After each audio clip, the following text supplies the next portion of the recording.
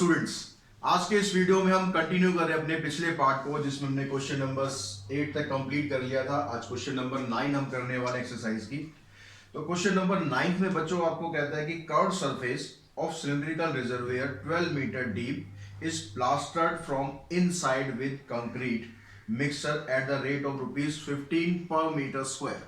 That means आपके पास एक cylindrical reservoir है, ठीक है, रिजर्वियर जिसमें आप कोई चीज स्टोर कर सकते हो। ये सिलिंड्रिकल रिजर्वियर है।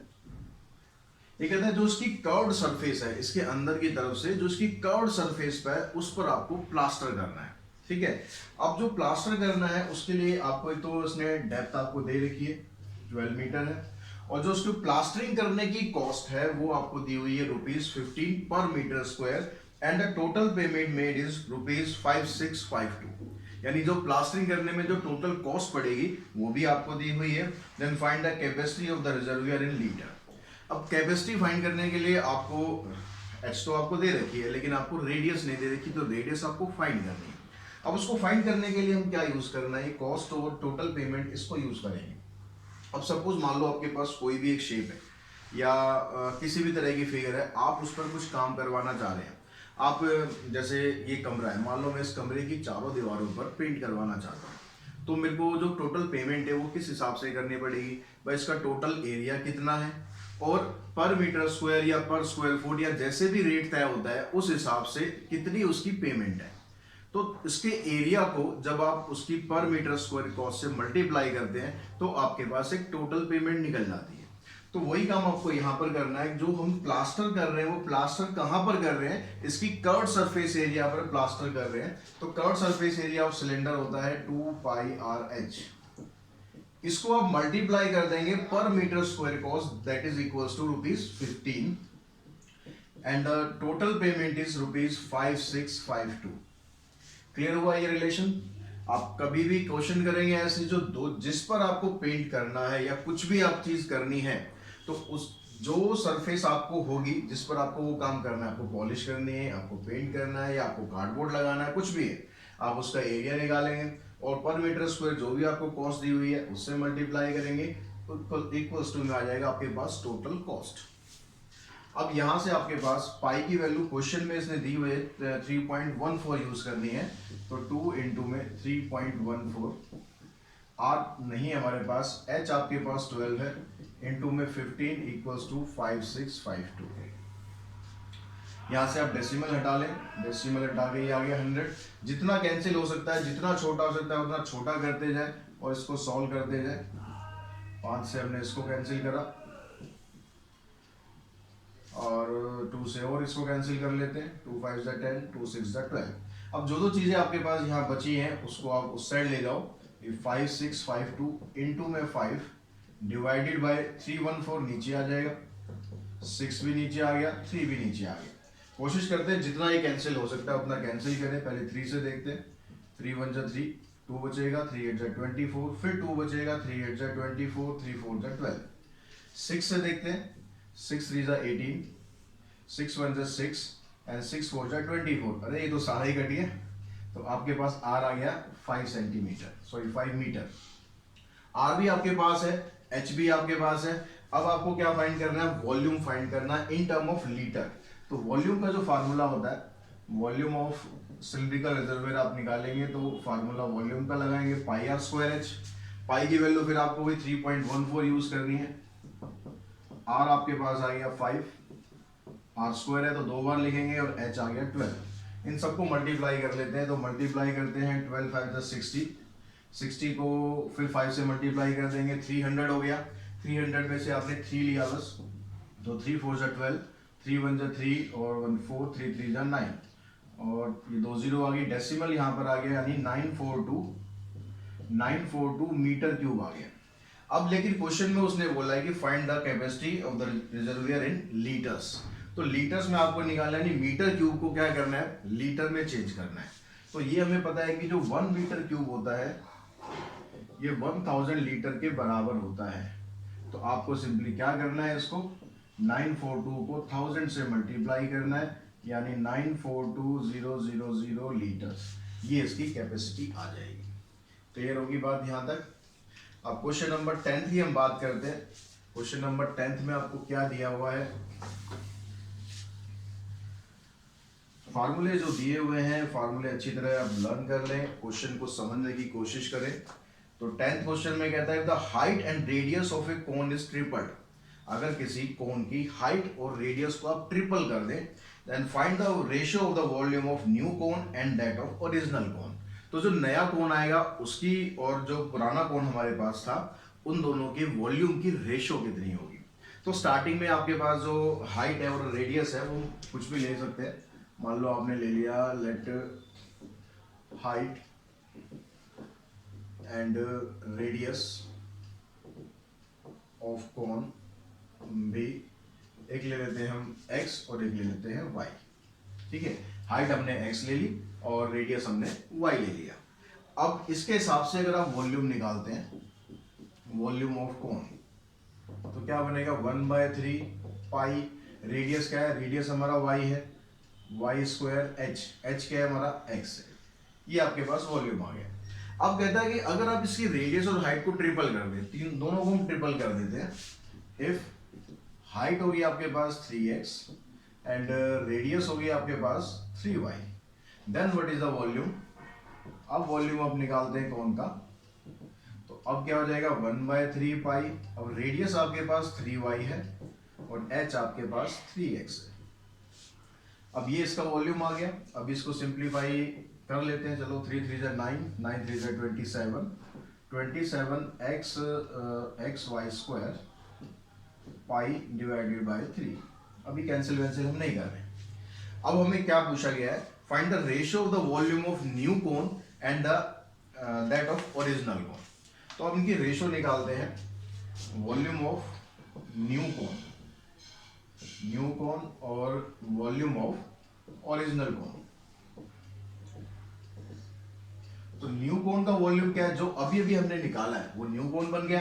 तो आपके पास ये है 27xy square pi divided by 3 and जो ओरिजिनल कोन है उसका वॉल्यूम आपके पास ये है पाई y square x divided by 3। इस 3 से 3 कैंसिल करेंगे, पाई से पाई कैंसिल करेंगे, y स्क्वायर से y स्क्वायर कैंसिल करेंगे, x से x कैंसिल करेंगे, बचेगा क्या 27/1, दैट इज मीन्स रेशो आ गया आपके पास 27:1। तो कभी भी आप किसी भी क्वेश्चन में जब वॉल्यूम को ट्रिपल करेंगे, ठीक है, चाहे आप सिलेंडर निकाल रहे हैं, कोन निकाल रहे हैं, या फिर क्यूबॉइड निकाल रहे हैं, या फिर क्यूब निकाल रहे हैं, तो उसमें हमेशा जो रेशो आएगी वो 27:1 हो जाएगी। सरफेस एरिया कर रहे हैं तो अगर 3 और ट्रिपल किया गया है तो 9 और 1 की रेशो आ जाएगी। तो नेक्स्ट क्वेश्चन पे चलते हैं। तो नेक्स्ट क्वेश्चन में आपको कहता है Monica has a piece of canvas whose area is 552 metre square. Monica के पास एक कैनवास है जिसका एरिया है 552 मीटर स्क्वायर। Question number 11। तो ये जो कैनवास का एरिया है वो आपको दिया हुआ है, area of canvas equals to 552 metre square. She used it to make a conical tent with a base radius of 7 metre. इससे वो क्या करती है, कोनिकल टेंट बना देती है जिसका बेस रेडियस है 7 मीटर। तो ये आपके पास एक बेस आ गया। Assuming that all the stitching margin and the wastage incurred while cutting amount to approximately 2 metre square, जो कि उसमें स्टिचिंग मार्जिन था, जो वेस्टेज थी, उन सब के लिए जो एक थोड़ा सा हमने एरिया अलग निकाल दिया 2 मीटर स्क्वायर। ठीक है, area for wastage and cutting margin. क्योंकि जब आप किसी एक शेप से किसी दूसरी शेप में कन्वर्ट करते हो तो कुछ थोड़ा बहुत कपड़ा तो बेकार होता ही है। तो वो हमने मान लिया कि भाई इसमें से लगभग 2 मीटर स्क्वायर कपड़ा आपने वेस्ट कर दिया, मतलब उसको यूज कर लिया है। And find the volume of the tent that can be made with it. तो इससे जो हम टेंट बना रहे हैं उस टेंट का वॉल्यूम क्या है। अब आपको ये समझना है कि आपके पास ये क्या था, एक कैनवस था, इस कैनवस से आपने एक टेंट बनाया। तो दैट मीन्स क्या हुआ, अब टेंट में देखो एक चीज और ध्यान रखेंगे, जब भी आप टेंट बनाएंगे या टेंट आपने कहीं लगा देखा होगा तो आपको ये चीज ध्यान रखनी है, टेंट में जो कपड़ा लगता है वो इसके चारों तरफ लगता है, नीचे नहीं लगता है। नीचे तो ग्राउंड होता है, वो ग्राउंड ओपन रहता है, तो जब भी आप इसका एरिया निकालेंगे टेंट का, तो हमेशा इसका कर्व्ड सरफेस एरिया ही यूज होता है, ठीक है, क्योंकि टेंट में कपड़ा आप नीचे जमीन पर नहीं बिछाते हैं। तो हमें यहाँ पर आप क्या करना है, जो इसका एरिया था वो इसके कर्व्ड सरफेस एरिया के बराबर होगा, क्योंकि इसी चीज से तो आप ये बना रहे हो, जितना कपड़ा ये है उसी कपड़े से तो आप ये बना रहे हो। लेकिन एक चीज का हम ध्यान रखेंगे, जो उसने वेस्टेज और कटिंग मार्जिन दे दिया उसको आप अलग कर देंगे, क्योंकि वो कटिंग के अंदर तो वो खत्म हो गया, या उसने जो उसने सिलाई करी थी, स्टिचिंग करी थी, उसके अंदर खत्म हो गया। जो एरिया आपके पास अब बचेगा, area curved surface area of conical tent, ये कितना आपके पास आएगा। टोटल आपके पास कपड़ा इतना था, लेकिन उसमें से 2 मीटर स्क्वायर कपड़ा हमारा कटिंग में चला गया, तो हमारे पास अब बच रहा है 550 मीटर स्क्वायर। इतना हमारे पास एरिया बच रहा है जो इसमें चारों तरफ कपड़ा आपने लगाया है। क्लियर होगी बात। अब ये क्या है, आपके पास curved surface area of conical tent है। अब कर्व्ड सरफेस एरिया का फार्मूला हम लगा देते हैं। फार्मूला होता है pi r l equals to 550। अब यहाँ पर पाई की वैल्यू आपको नहीं दी हुई है, दैट मीन्स आप 22/7 ले लेते हैं। आर आपको दिया हुआ है 7, एल हमें नहीं दिया हुआ है, ये हम फाइंड कर लेते हैं। ये कैंसिल, 22 को आप इधर लाएं, कैंसिल करें, 11 से काट दिया हमने, 2 से कैंसिल आ गया, 25 मीटर आ गया। तो एल आपके पास आ गया, आर आपको दे ही रखा था। अब आपसे पूछा गया वॉल्यूम, तो वॉल्यूम का जो फार्मूला होता है, फार्मूला याद है ना, अच्छी तरह याद कर लेना फार्मूले। वॉल्यूम के फार्मूले आपको एच की जरूरत पड़ेगी, तो एच हमारे पास नहीं है। तो एच अगर नहीं है तो हमारे पास रिलेशन तो ये है, यहां से हम एच निकाल सकते हैं। तो एल आपको 25 दिया हुआ है, आर आपके पास 7 है, एच आपको फाइंड करना है। तो ये 625 हो गया इसका स्क्वायर, 625, और इधर आ गया ये 49 प्लस में एच स्क्वायर। 49 को इधर ला गया, माइनस कर दो, 576 हो जाएगा। तो एच आ गया आपके पास 24 मीटर। अब आर भी है आपके पास, एच भी है। अब करना क्या, आपको उसका वॉल्यूम निकालना है। तो वॉल्यूम ऑफ कोनिकल टेंट आ जाएगा 1/3 पाई आर स्क्वायर एच। इस फार्मूले में वैल्यू अप्लाई करो, आपका आंसर आ जाएगा। आर स्क्वायर है तो 2 बार लिख लेंगे, एच आपके पास 24 है, 7 से 7 कट गया, 3 से ये कट गया 8 पर, तो ये आपके पास कितना आ गया, 8 7 जा 56। 56 को 22 से मल्टीप्लाई करना है, तो 56 2 जा 112 होता है। फिर 11 आपका कैरी हो गया, तो 56 2 जा 112, और इसमें आप 11 ऐड करेंगे तो 123 मीटर क्यूब, ये आपका टोटल वॉल्यूम आ जाएगा। क्लियर होगी बात यहाँ तक सब। तो क्वेश्चन नंबर 12 में देखते हैं बच्चों। 12 में कहता है कि आपको एक कोनिकल टेंट है, उस कोनिकल टेंट का वॉल्यूम आपको दिया हुआ है, उसका area of base of floor दिया हुआ है, इसका रेडियस फाइंड करनी है, हाइट फाइंड करनी है, and length of canvas required to cover its conical tent if its width is 2 metre. तो ये फाइंड करने के लिए अब आपको सबसे पहले देखो रेडियस हमें निकालने हैं। रेडियस निकालने के लिए अगर हम वॉल्यूम को लेके चलेंगे तो हमारी रेडियस नहीं निकलेगी। क्यों? क्योंकि यहाँ पर एच का भी यूज होता है, एच हमें दे नहीं रखी। तो हम क्या करते हैं, पहले हम इसको लेके चलते हैं, area of base of floor. अब area of base of floor आपको कितना दिया हुआ है, area of base of floor ये दिया हुआ है 154 मीटर स्क्वायर। अब कोनिकल अगर आप टेंट बनाते हो तो उस कोनिकल टेंट या कोई भी कोनिकल शेप होती है तो उसका जो बेस होता है, जैसे ये हमारे पास एक कोन है, इसका अगर आप बेस देखेंगे तो बेस क्या है, इसका बेस तो इसका सर्कल है, ठीक है। तो इसका जो फ्लोर का जो बेस है वो आपको ये दे दिया 154, दैट मीन्स आपको पाई आर स्क्वायर इसकी वैल्यू उसने दे दी है, क्योंकि सर्कल का जो एरिया होता है वो क्या होता है, पाई आर स्क्वायर होता है। तो अब यहाँ पर आपको क्या करना है, उस पाई की वैल्यू अप्लाई करनी है, 22/7, आर स्क्वायर आप एज इट इज रखेंगे। अब इन दोनों को आप उधर लेके जाएं, तो यहाँ पर 22 से आप उसको काटेंगे तो 7 पे कट जाएगा, तो आर स्क्वायर आपके पास आ गया 7 स्क्वायर, दैट मीन्स आर की वैल्यू आ गई 7 मीटर्स में है, तो 7 मीटर आ गई। अगर हम हाइट की बात करें, हाइट को निकालने के लिए आपको क्या करना है, वॉल्यूम ऑफ कोनिकल टेंट का यूज कर लेना है। और वॉल्यूम ऑफ कोनिकल टेंट कितना है, इसको हम यहाँ पर लेते हैं, तो वॉल्यूम आपको दिया हुआ है 1232 मीटर क्यूब। वॉल्यूम का फार्मूला हम लगाते हैं 1/3 पाई आर स्क्वायर एच, ये फार्मूला होता है।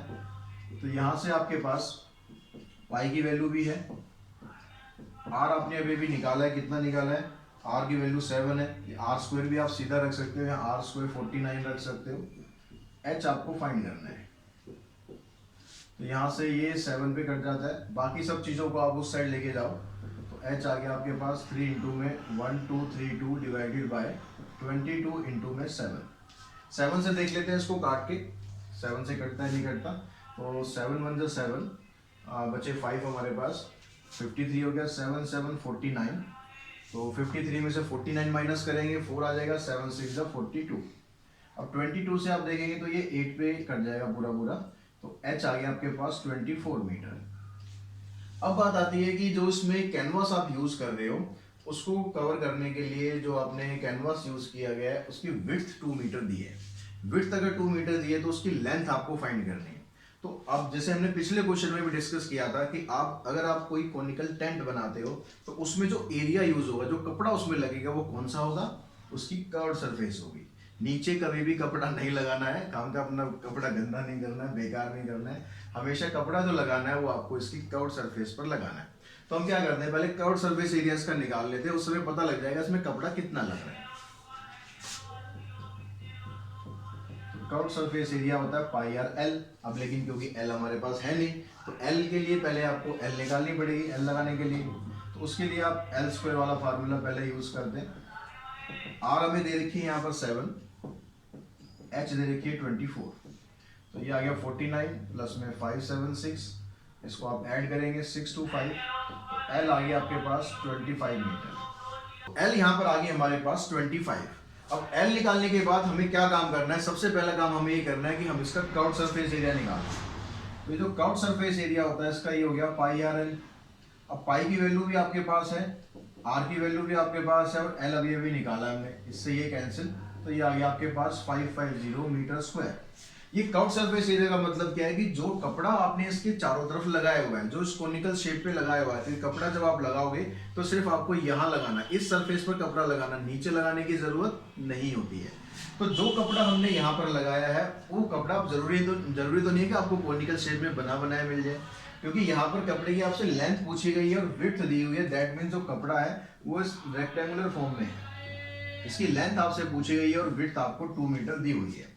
तो हम क्या करते हैं, जो हमने कपड़ा यहाँ पर लगाया उसका एरिया जो कि हमने निकाला 550, और वही एरिया इसके बराबर होना चाहिए। तो आपके पास जो कैनवस यहाँ पर है उसका जो एरिया है, एरिया ऑफ कैनवस, ये आपको दिया हुआ है 550 मीटर स्क्वायर। अब यहाँ पर जब कैनवस का आप एरिया निकालो क्योंकि रेक्टेंगुलर फॉर्म में है। दूसरी चीज आप यहाँ पर ये ध्यान रखेंगे, जैसे पिछले क्वेश्चन में हमें दिया हुआ था कि स्टिचिंग और कटिंग मार्जिन आपको दिया हुआ था कि 2 मीटर स्क्वायर, लेकिन यहाँ पर ऐसा कुछ नहीं दिया हुआ।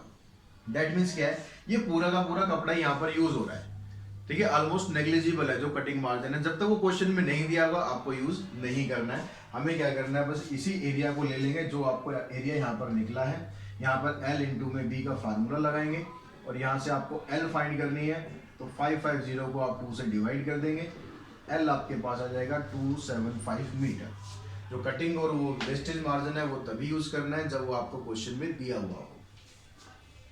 नेक्स्ट क्वेश्चन पे चलते हैं। नेक्स्ट क्वेश्चन में क्या कहता है, क्वेश्चन नंबर 13 रीड करेंगे। अगर आपके पास एमएल अग्रवाल बुक है, नहीं है तो मेरी बात जरा और ध्यान से सुनेंगे। तो क्वेश्चन नंबर 13 की अगर हम बात करें बच्चों, 13 क्वेश्चन में कहता है find the radius and curved surface area of the cone made from A quadrant of a circle of radius 28 centimetre. एक क्वाड्रेंट है आपके पास, क्वाड्रेंट की शेप आपको पता ही है किस तरह से होती है, क्वाड्रेंट मतलब सर्कल का चौथा हिस्सा। इस तरह से एक क्वाड्रेंट है जिसकी रेडियस आपको दी हुई है 28 सेंटीमीटर। अब इससे जो आप कोन बनाओगे उस कोन की आपको रेडियस फाइंड करनी है और उस कोन का कर्व्ड सरफेस एरिया फाइंड करना है।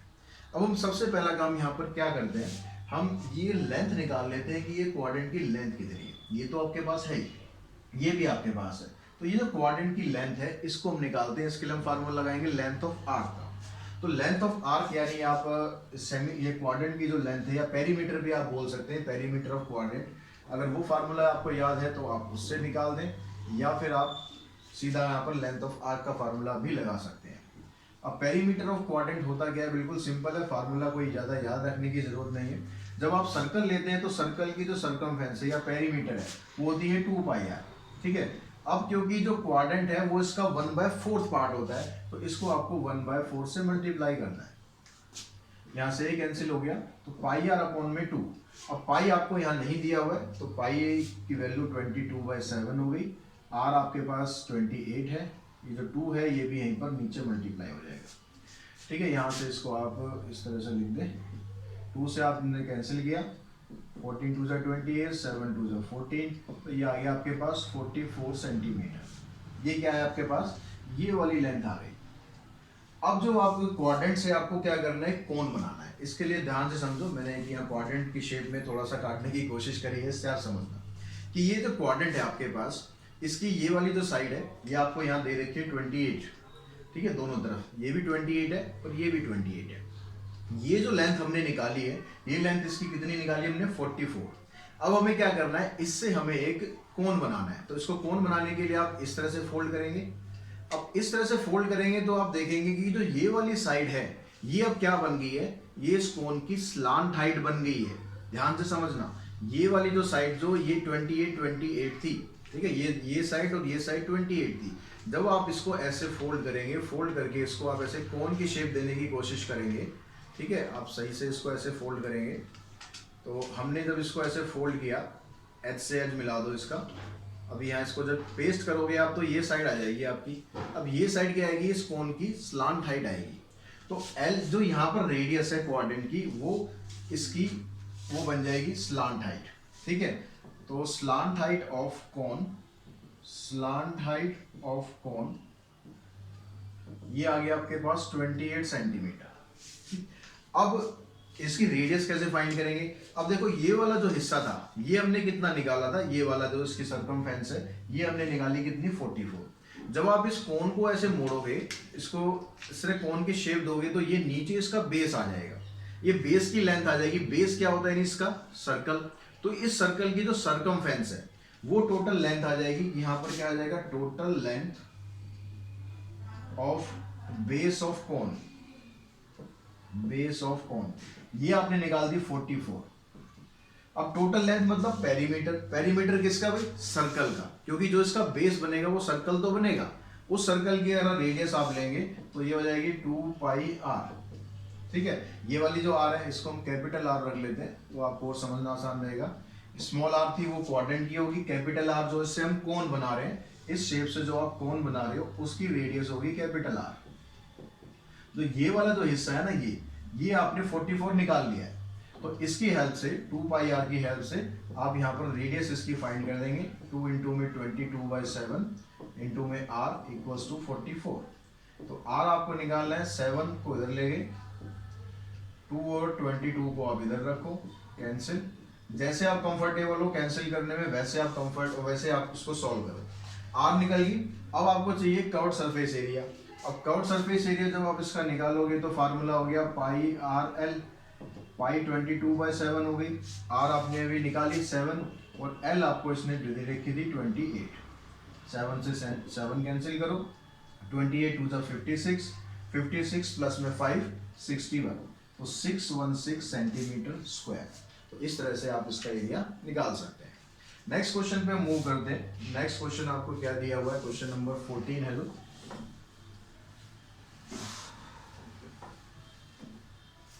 क्वेश्चन नंबर 14 की अगर हम बात करें तो इसमें कहता है कि एक हेमिस्फीयर आपको दिया हुआ है।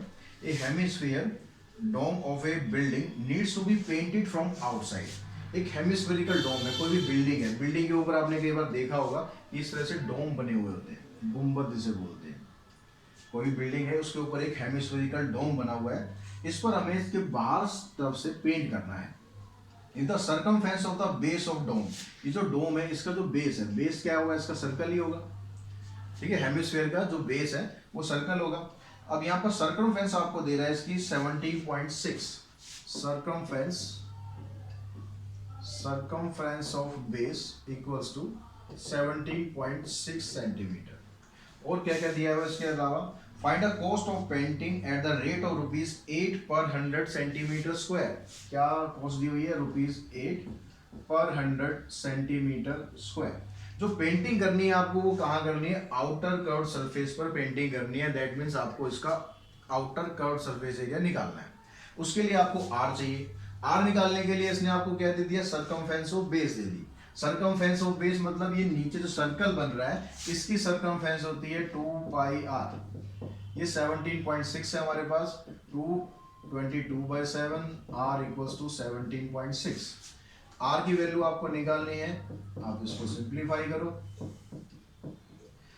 2 8 जा 16, 2 8 जा 16, 22 से काटोगे 0.4 यानी 2.8 सेंटीमीटर आ गई इसकी r। अब हमें क्या करना है, इसका आउटर कर्व्ड सरफेस एरिया निकाल देना है, क्योंकि बाहर बाहर पेंटिंग करनी है। आउटर कर्व्ड सरफेस एरिया हो गया, हेमिस्फीयर का सरफेस एरिया होता है 2πr²। ठीक है, कर्व्ड सरफेस लेना है, क्योंकि नीचे आपको पेंट करने को ये नहीं बोल रहा है, ये बोल रहा है सिर्फ बाहर ही बाहर पेंट करना, बाहर से अच्छी तरह चमका देना है। अंदर क्या है उससे हमें कोई मतलब नहीं है। तो यहाँ से आपने r की वैल्यू निकाल दी 2.8, यहाँ पर पुट कर दी, 7 से आपने कैंसिल करा, इन सबको मल्टीप्लाई करते हैं, देखो क्या क्या आ जाएगा। 28 को 4 से करते हैं तो 112 होता है, और ये हो गया 44। 112 का मतलब डेसिमल आ गया इधर, तो अब इन दोनों को आप मल्टीप्लाई कर लें। 1.12 को 44 से, 4 2 जा 8, 4 1 जा 4, 8 4 9 और 4, तो 49.28 मीटर स्क्वायर, सेंटीमीटर स्क्वायर। इतना इसका एरिया आ गया। यूनिट इसकी मीटर में है, मीटर में यूनिट है सारी, हमने सेंटीमीटर लिख दी गलती से। ये भी मीटर में है, ये भी मीटर में आ गया, और ये भी मीटर में आ गया। यूनिट का जरूर ध्यान रखना, यूनिट अगर आपकी गलत हो गई तो बहुत कुछ गलत हो जाएगा। ये कॉस्ट जो है वो सेंटीमीटर में ही है। तो अब हम क्या करते हैं, आउटर कर्व्ड सरफेस एरिया आ गया। अब लेकिन जो कॉस्ट आपको दी हुई है वो पर सेंटीमीटर स्क्वायर के हिसाब से दी है, तो हम इसको सेंटीमीटर में चेंज कर लेते हैं। और सेंटीमीटर में इसको चेंज करेंगे तो क्या होगा, 1 मीटर में 100 सेंटीमीटर होते हैं। अब यहाँ क्योंकि मीटर का स्क्वायर है तो 2 बार 100 से मल्टीप्लाई करना है, दैट मीन्स आपका एरिया बन जाएगा 492800। ये आपका टोटल एरिया आ गया। अब जो कॉस्ट ऑफ पेंटिंग हमें दी हुई है, कॉस्ट ऑफ पेंटिंग आपको दी हुई है ₹8 पर 100 सेंटीमीटर स्क्वायर। तो टोटल कॉस्ट ऑफ पेंटिंग हमें कितनी पड़ जाएगी, टोटल कॉस्ट ऑफ पेंटिंग ये निकालने के लिए आपको बस क्या करना है, जो टोटल एरिया आपने निकाला हुआ है 492800, इसको आपको मल्टीप्लाई करना है 8/100 से। ये इससे कैंसिल हो जाएगा, 8 से इसको मल्टीप्लाई कर दें, 8 8 64, 6 बचेगा, 8 2 16 प्लस 6 22, 8 9 72 और 2 74, 8 4 32 प्लस 7 39। तो ₹39,424 लगेंगे अगर आपको इसको बाहर बाहर से पेंट करना है। भाई थोड़ा सा पैसा लगा के इसके अंदर से भी पेंट कर लेना, साथ साथ वो भी हो जाएगा। तो अब क्वेश्चन नंबर 15 पर हम चलते हैं। 15 क्वेश्चन में आपको क्या दिया हुआ है, 15 क्वेश्चन में कहता है 2 solid sphere made of the same metal have weight 5920 gram and 740 gram. 2 sphere है आपके पास, ठीक है, 2 अलग अलग स्फीयर है, लेकिन जो मेटल इसमें लगा हुआ है दोनों में वो सेम मेटल लगा हुआ है। पहले वाले का जो वेट है, क्वेश्चन नंबर 15 की अगर हम बात करें, वेट ऑफ फर्स्ट स्फीयर ये आपको दिया हुआ है कितना, 5920 ग्राम, और दूसरे वाले का जो वेट है वो दिया हुआ है 740 ग्राम। ठीक है, वेट ऑफ सेकंड स्फीयर। अब यहां पर आगे क्या कहता है, determine the radius of the larger sphere. जो बड़े वाला स्फीयर है इसकी रेडियस आपको बतानी है। If the diameter of the smaller one is 5, इसका जो डायमीटर है ये आपको 5 दिया हुआ है। ठीक है, इसको हम डायमीटर ऑफ स्मॉलर स्फीयर ये दिया हुआ आपको 5 सेंटीमीटर, और इससे आपने रेडियस इसकी निकाल लेनी है। पहले रेडियस आ जाएगी 5/2 सेंटीमीटर। अब यहां पर समझो कि यहां पर आपको वेट दिया हुआ है, वॉल्यूम नहीं दिया हुआ है। अब ये जरूरी नहीं होता कि भाई कोई फिगर अगर बड़ी है तो उसका वॉल्यूम बड़ा होगा और उसका जो वेट है तो वो भी उसी हिसाब से होगा, ऐसा कुछ नहीं होता। क्योंकि मान लो आपके पास कोई एक बॉल है, एक प्लास्टिक की बॉल है, वो इतनी बड़ी बॉल है प्लास्टिक की, ठीक है, उसका अगर आप वॉल्यूम निकालोगे, आपने कुछ भी वॉल्यूम निकाल लिया, अगर उसी शेप की आप कोई आयरन बॉल ले लो तो क्या उसका वॉल्यूम में कुछ चेंज आएगा? वॉल्यूम तो देखो उसका वही रहेगा, क्योंकि शेप उसकी वो उतनी है, लेकिन उसका जो वेट है उसमें फर्क आ जाएगा। प्लास्टिक का वेट है और एक आयरन का वेट है, दोनों के वेट में फर्क आ जाएगा। ठीक है, तो यानी जो वेट होता है वो वॉल्यूम नहीं होता, ये चीज आप ध्यान रखें। तो यहाँ पर आपको जो वेट दिया हुआ है उसको हम उसकी हेल्प से हम क्या करते हैं, ग्राम और सेंटीमीटर में, क्योंकि वेट जो ग्राम में आपको दिया हुआ है इन दोनों के बीच में रिलेशन फाइंड कर लेते हैं। हमें हमारे पास क्या है, हमारे पास है तो अगर 740 ग्राम जो स्फीयर है उसका weight 740 gram sphere equals to, इसका जो वॉल्यूम है वो आपको कितना दिया हुआ है, इसका वॉल्यूम हो गया 4/3 पाई आर क्यूब, आर की जगह आ गया 5/2, इसका क्यूब कर देते हैं। यहाँ पर क्या वो इस 740 ग्राम जो है वो कितने, इतने सेंटीमीटर क्यूब के बराबर है। ये मतलब हो गया कि अभी जो पहले दूसरे वाला जो स्फीयर है उसका जो वेट है वो आपको दिया हुआ है 740 ग्राम, और उसका जो वॉल्यूम है हम निकाल सकते हैं क्योंकि हमारे पास इसकी रेडियस दी हुई है। तो इससे क्या होगा, ग्राम और सेंटीमीटर क्यूब में आपके पास एक रिलेशन आ जाएगा। तो यहाँ से अगर आप 1 ग्राम की वैल्यू निकालेंगे तो 740 को इधर ले जाएंगे, और 740 को इधर ले जाने का मतलब है कि आप इसको, ये 555 यानी 125 हो गया, नीचे 8 आ गया और ये आ गया 740। इसको आप कैंसिल कर लें, जितना आप कैंसिल कर सकते हैं, तो उससे आपके पास 1 ग्राम की वैल्यू निकल जाएगी।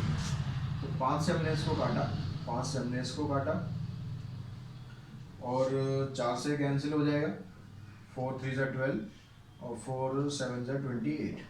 ठीक है, ये आपके पास कितना आ गया 25 पाई अपॉन में 3 8 जा 24 इंटू में, अभी हम इसको सॉल्व नहीं कर रहे, जरूरत पड़ेगी जब देखेंगे। इतना आपके पास 1 ग्राम की वैल्यू आ गई कि 1 ग्राम इतने सेंटीमीटर क्यूब के बराबर है। दैट मीन्स जो आपके पास सेकंड वाला स्फीयर था उसका अब हम वॉल्यूम फाइंड कर सकते हैं, क्योंकि उसके जो ग्राम है उसका रिलेशन हमने सेंटीमीटर क्यूब में बना दिया है। तो therefore volume of first sphere, ये क्या आ गया आपके पास 5920 इंटू में 25 पाई डिवाइडेड बाय 24 इंटू में 37 सेंटीमीटर क्यूब। यहाँ पर जो 1 ग्राम था उस 1 ग्राम की वैल्यू आपने ये निकाली, उस 1 ग्राम की वैल्यू हमने यहाँ पर पुट कर दी, सेंटीमीटर क्यूब में आ गया, दैट मीन्स इसका वॉल्यूम आपके पास आ गया। अब जो फर्स्ट वाला स्फीयर है उसमें हम फार्मूला लगाएंगे 4/3 पाई आर क्यूब। जो वॉल्यूम हमारे पास ये आया हुआ है, अभी इसको मैं ऐसे ही रखता हूँ, इसको बाद में हम काट लेंगे।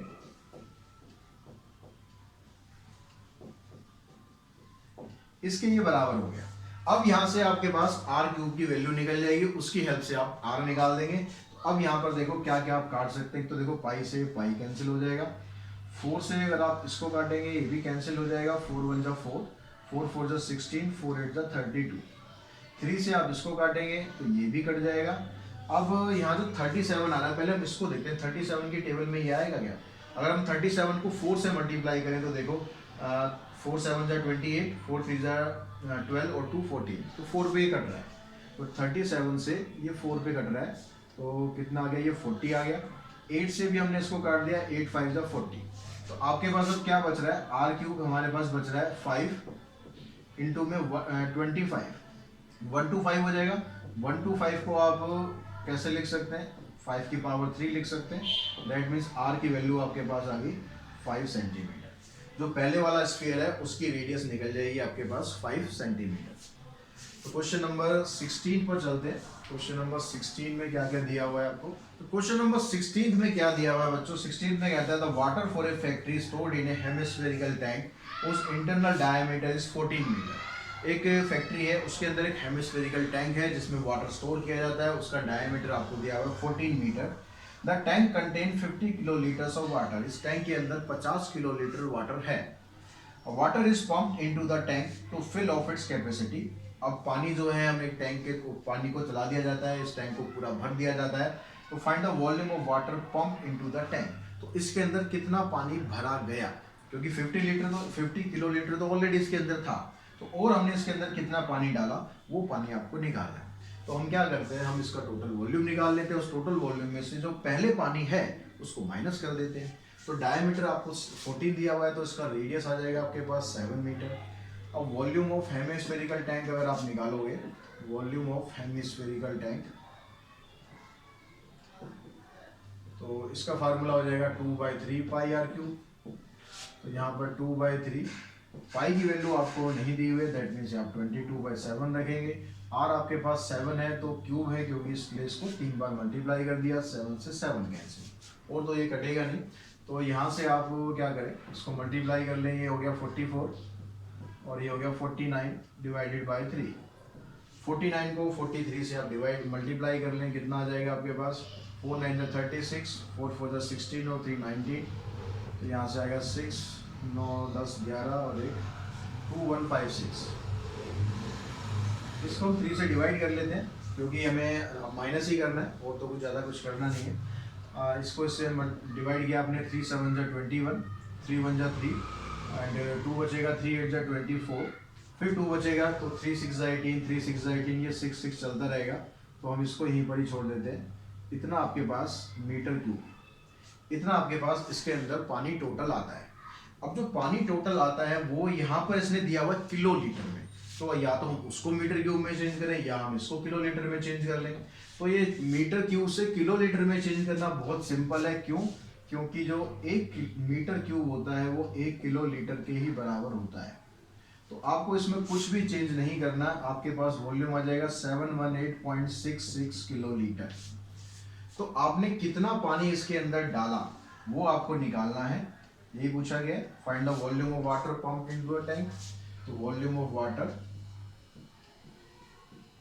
पंप्ड इनटू टैंक, यानी कितना पानी इसमें डाला गया। तो जो पानी टोटल इसमें इतना होना चाहिए उसमें से 50 किलो लीटर ऑलरेडी इसमें अवेलेबल है, तो 50 आप यहाँ से माइनस कर देंगे। तो ये आ जाएगा आपके पास 8, 11 - 5 6 और यहाँ आ जाएगा 6। तो 668.66 किलो लीटर, इतना पानी आप इसके अंदर और डालेंगे ताकि आपका जो टैंक है वो पूरा पूरा भर जाएगा। तो आज के इस वीडियो में हम यहीं तक करते हैं। इसके कुछ क्वेश्चंस और रह गए, 6-7 क्वेश्चन और रह गए, उसको हम नेक्स्ट वीडियो में करेंगे। तो अगर ये वीडियो आपको पसंद आ रहा है, क्वेश्चंस आपको समझ में आ रहे हैं, तो वीडियो को लाइक करें, शेयर करें, साथ ही चैनल को सब्सक्राइब करना ना भूलें। आज के इस वीडियो में इतना ही। Thanks to all of you.